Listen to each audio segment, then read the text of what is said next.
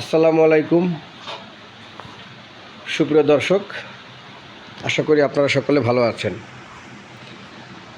এখন 2025 সালের আজকে মে মাসের 20 তারিখ, সম্ভবত আগামী মাসের 7 তারিখে কুরবানির ঈদ হবে ইনশাল্লাহ। তো আমরা যে দুটি গরু কিনেছিলাম কুরবানির ঈদে বিক্রি করার জন্য, তো এখন আপনাদেরকে সেই ভিডিও আমি দেখাচ্ছি যে আসলে আমরা কতটুকু কি করতে পারলাম নতুন অবস্থায়। কারণ আমার কিন্তু এর আগে কোনো রকম গরু পালার অভিজ্ঞতা ছিল না। আমি এই প্রথম গরু পালন করেছি। তো এই যে লাল গরুটা দেখতে পাচ্ছেন, কালো গরুটা, এই কালো গরুটা দেখতে পাচ্ছেন, এই গরুটা আমরা ঈদের অন্তত 2 মাস আগে কিনেছি। তার মানে আমরা বলতে পারি যে 4.5 মাস 5 মাস এই গরুটা আমরা এই লালন পালন করেছি। তো এখন এই গরুটা আমরা বিক্রি করে দেব।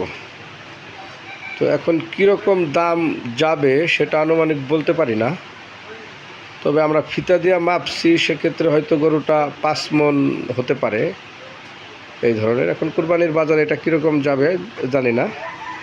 তো একবার এক ব্যাপারে আসছিল, তিনি মানে 1,50,000 টাকার মতো বলছেন।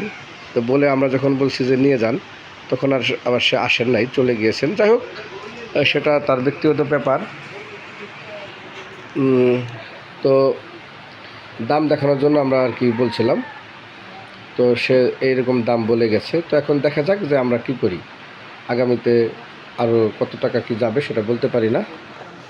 এই আর একটা গরু দেখতে পাচ্ছেন যে এই যে একটা লাল গরু, এটাও কিনেছিলাম কুরবানির উদ্দেশ্যে, কিন্তু আসলে এই গরুটা কেনার চরম আকারের একটা ভুল হয়েছে। কারণ না বুঝে কিনলে আর কি যা হয়। দেখেন, এটা কিন্তু গরুটা বাছুর আকারে রয়ে গেছে, এটা কুরবানিতে যাবে না সম্ভবত। এবং এই গরুটা কিন্তু আমরা লালন পালন করেছি, কিন্তু তেমনভাবে বৃদ্ধি পায় নাই। গরুটা তেমন একটা বৃদ্ধি হয় নাই, বড় হয় নাই। এটা আসলে কি একটা জাত, নেপালি জাত বলে এটাকে। তো এই গরুটা 90,000 টাকা দিয়ে কিনেছিলাম। তো দেখুন যে 90,000 টাকা দিয়ে কিনেছি, এখন মনে হয় বিক্রি করতে গেলে এটা সে 90,000 টাকা দামই মনে হয় আছে। আমার মনে হয় যে 90,000 1 লাখের উপর উঠা হয়তো বা কষ্ট আমার মনে হয়। তাহলে এই যে 3.5 মাস খাওয়াইলাম, এগুলো সব কি হবে, তাই না? আসলে গরু পালার ক্ষেত্রে অভিজ্ঞতা অর্জন করাটা জরুরি। অভিজ্ঞতা অর্জন ছাড়া কোনো কাজই আসলে সফলতা আসে না। আর গরু ক্ষেত্রে তো নাই। এবং আমরা যদি বলি যে এর পিছনে আমাদের কি খরচ হলো এই পর্যন্ত, তো দেখুন, আমরা জমিতে ঘাস লাগিয়েছিলাম, আমরা সেই ঘাস খাওয়াই, পাশাপাশি ভুসি টুসি এগুলো খাওয়াই। তাতে একটা গরুর পিছনে প্রতি মাসে যদি মিনিমাম 10,000 টাকা করে খরচ হয়, তাও কিন্তু মনে করেন যে এই গরুটার পিছনে 50,000 টাকা অলরেডি খরচ হয়েছে। আর 1 লাখ টাকা দিয়ে কিনছি, তাহলে কিন্তু 1,50,000 টাকা অলরেডি গরুটা পড়ে গেছে। আর এটাকে যদি আমরা বিক্রি যদি একটু লাভে না করতে পারি, যে 1,70,000-80,000 টাকা না করতে পারি, তাহলে তো আমাদের লাভ হবে না। তবে 1,70,000-80,000 টাকা এই গরুটা যাবে না, সেটা বলা বাহুল্য। এই গরুটা এত টাকা যাবে না। তো যাই হোক, প্রথম বছর বা প্রথম টেস্ট প্রক্রিয়ার মাধ্যমে যদি চালানটা ফেরত আসে তাহলে আলহামদুলিল্লাহ। আর এইটা তো আমার মনে হয় যে এটার কি হবে, এটার অবস্থা। এটা কিনছিলাম 90,000, এখন কয় টাকা কি বিক্রি করতে পারবো তা তো জানি না। কিন্তু মাসাল্লাহ, লোক তো 30-40 হাজার টাকা অলরেডি খায় ফেলাইছে। একটু অসুখ হয়েছিল, সেখানেও 5-7 হাজার টাকা খরচ হয়েছে।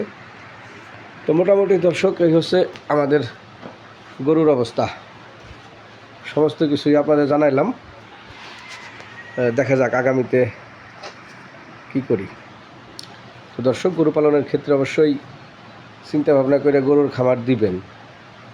কারণ গরুর খামারে যে লাভ মনে করতেছেন, আসলে সেই লাভটা হওয়া দুরূহ ব্যাপার, যা বুঝতে পারতেছি।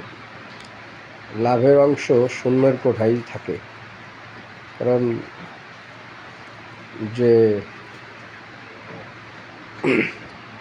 ঠিক আছে, ভালো থাকবেন।